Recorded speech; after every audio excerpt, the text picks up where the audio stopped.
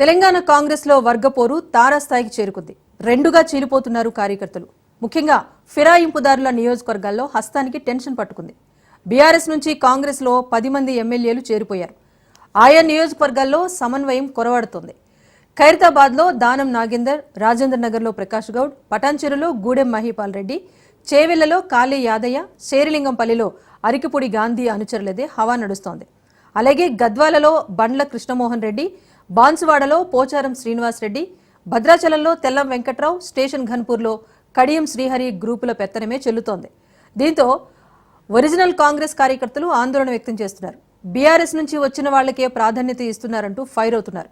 Nominated పదవుల్లోనూ వివక్ష చూపించారని అసంతృప్తి వ్యక్తం చేస్తున్నారు హస్తం కార్యకర్తలు. పార్టీలో కొత్త పాత నేతల మధ్య సమన్వయం తీసుకురాకపోతే నష్టమే అంటున్నారు అటు రాజకీయ విశ్లేషకులు. ఇప్పటికే పటాన్చెరు ఘటనపైన హైకమాండ్ సీరియస్ అయింది. పార్టీకి డ్యామేజ్ చేయకుండా దిద్దుబాటు చర్యలు చేపడుతోంది కాంగ్రెస్ అధిష్టానం. దీనికి సంబంధించి వివరాలు మా ప్రతినిధి రాజిరెడ్డి అందిస్తారు. రాజిరెడ్డి, చెప్పండి, కాంగ్రెస్ పార్టీలోకి బీఆర్ఎస్ నుంచి నేతలు చేరారు. ఇది పార్టీ అధికారంలోకి వచ్చిన వెంటనే జరిగింది. అప్పటి నుంచి కూడా చిన్న చిన్నగా లుక్కలుక్కలు అనేవి కనిపిస్తున్నాయి. కానీ పార్టీలోకి వచ్చిన బీఆర్ఎస్ కీలక నేతలు కూడా ఆయా నియోజకవర్గాల్లో పెత్తనం చెలాయిస్తున్నారంటూ కూడా కాంగ్రెస్ పార్టీకి చెందిన కార్యకర్తలు అయితే వాపోతున్న పరిస్థితి కనిపిస్తోంది. అసలు ఏ నియోజకవర్గాల్లో ఎలాంటి సిచ్యువేషన్ కనిపిస్తోంది? దీనిపైన పార్టీ అధిష్టానం ఏమైనా ఫోకస్ చేసిందా?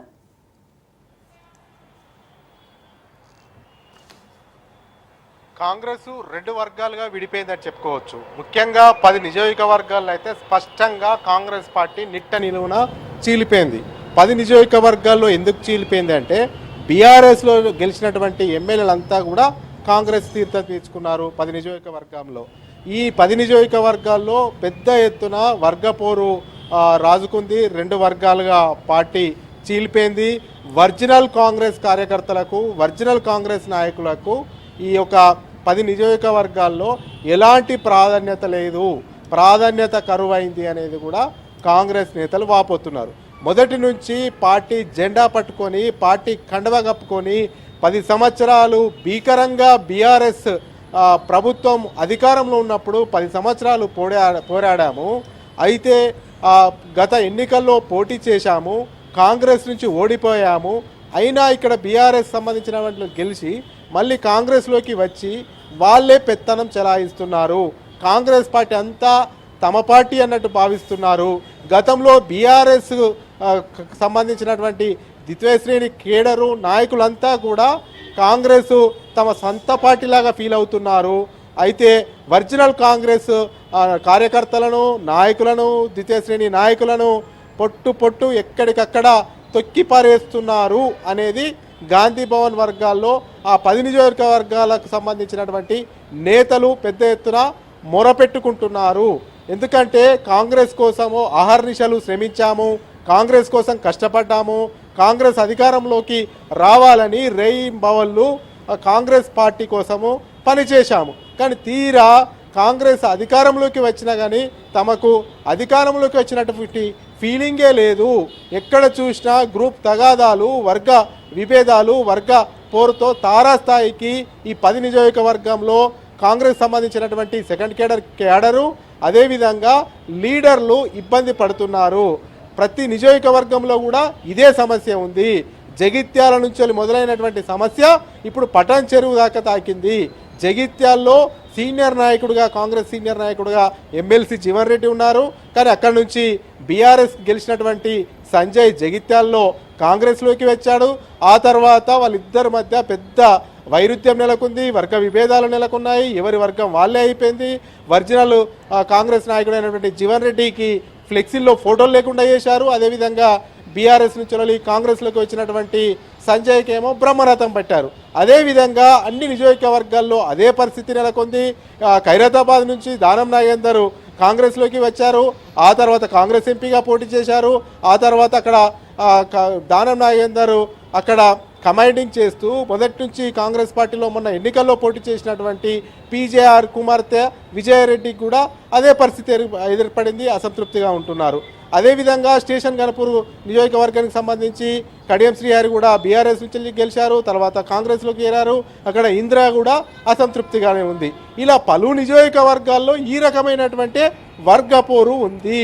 అంతేకాకుండా ఏకంగా పటన్ చెరువులో ఎమ్మెల్యే క్యాంప్ కార్యాలయం అంటే అధికారిక భవనము, అందులో కూడా కేసీఆర్ ఫోటో పెట్టుకున్నారు. అది ఏంటి, ఈ కేసీఆర్ ఫోటో ఉంది, ముఖ్యమంత్రి రేవంత్ రెడ్డి కదా, మరి రేవంత్ రెడ్డి ఫోటో ఎందుకు లేదని ఏకంగా నిలదీశారు. అక్కడ రోడ్డు మీద బైఠాయించారు. అటు పట్టణ చెరువులో గూడెం మైపాల్ రెడ్డి వర్గీయులకు, అదేవిధంగా కాంగ్రెస్ వర్గీయులకు పెద్ద ఎత్తున తోపులాట, గందరగోళ వాతావరణము, ఉద్రిక్త పరిస్థితి నెలకొంది. ఏకంగా రోడ్డు మీద బైఠాయించారు. ఇలా ఎక్కడికక్కడ కాంగ్రెస్ నిట్టనిలున చేరి రెండు వర్గాలుగా విడిపోయింది.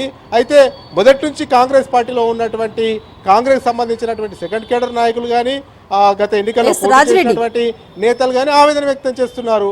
పీసీసీ హైకమాండ్ ఇంతవరకు పట్టించుకోవట్లేదు, ఎమ్మెల్యేలే వీళ్ళకి కావాలి, ఎమ్మెల్యేలే ముఖ్యము, కానీ మొదటి నుంచి కాంగ్రెస్ జెండా మోసిన వాళ్ళు ముఖ్యం కాదా అని కూడా వాపోతున్నారు. చెప్పండి రాజేశ్వరి.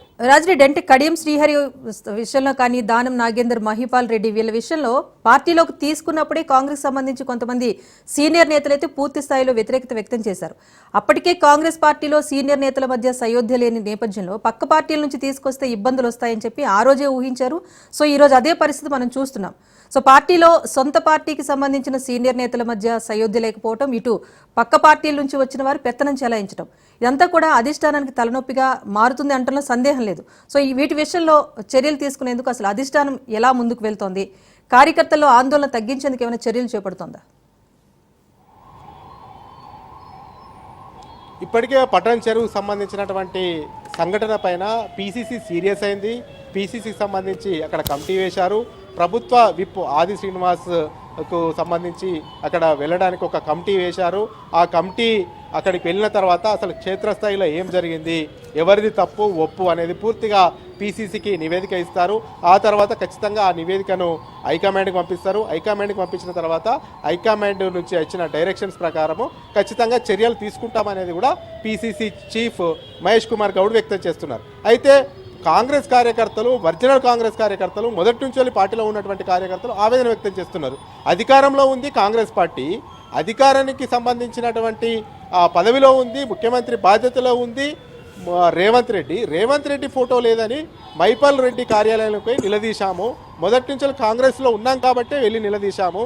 రోడ్డు పైన బైఠాయించాము, పోలీసులు లాఠీచార్జ్ చేశారు, పోలీసు వాళ్ళు కేసులు పెట్టారు. అయితే అసలు కాంగ్రెస్ పార్టీ అధికారంలో ఉందా లేదా, మొదటి నుంచి జెండా మోసాము, అయినా కానీ జెండా మోసిన వాళ్ళకి ఇచ్చే మర్యాద ఇదేనా అనేది కూడా గాంధీ భవన్ వర్గాల్లో కూడా చర్చ జరుగుతుంది. కాంగ్రెస్ కార్యకర్తలు కూడా గుసా మీద ఉన్నారు, గుర్రవుతున్నారు. ఎందుకంటే ఈ 10 నియోజకవర్గాల్లో చూసినా, ఎక్కడ నియోజకవర్గంలో చూసినా ఇదే పరిస్థితి కనబడుతుంది.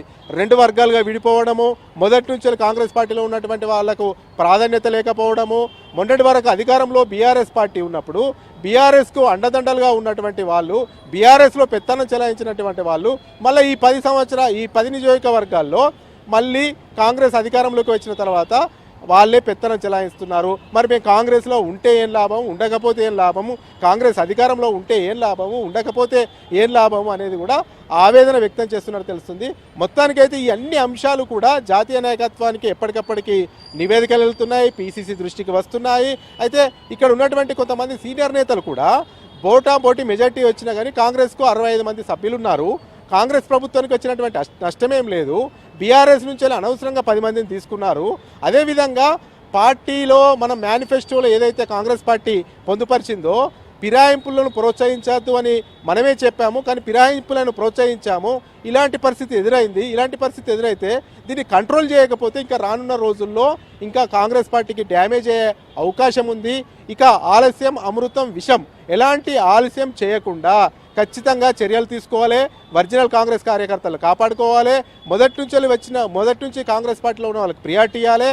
మొన్న పార్టీలో చేరి పెత్తనం చెలాయిస్తే కుదరదు అని ఒరిజినల్ కాంగ్రెస్ కార్యకర్తలు అంటున్నారు. అందరూ కూడా మొదటి నుంచి ఉన్నటువంటి కాంగ్రెస్ నాయకులు క్యాడర్ కూడా పీసీసీకి అదే విజ్ఞప్తి చేస్తున్నారు. ఖచ్చితంగా ఒరిజినల్ కాంగ్రెస్ కార్యకర్తలను కాపాడుకోవాలి, ఆ కార్యకర్తలకు ఒక భరోసా ఇవ్వాలి. మొదటి నుంచి పనిచేసినటువంటి ద్వితీయ శ్రేణి నాయకులకు నామినేటెడ్ పోస్టులో ప్రాధాన్యత ఇవ్వాలి. ఇప్పుడు ఎమ్మెల్యేలు వేరే పార్టీల నుంచి ఫిరాయింపు చేసినటువంటి వాళ్ళ అనుచరగారికి ఎలాంటి పదవులు ఇవ్వద్దు, స్థానిక సంస్థల ఎన్నికల్లో పోటీ చేయడానికి కూడా అవకాశం ఇవ్వద్దు అనేది కూడా పెద్ద ఎత్తున ఈ 10 నియోజకవర్గాల్లో మాత్రం డిమాండ్ వినిపిస్తుంది. Right, thank you Rajireddy.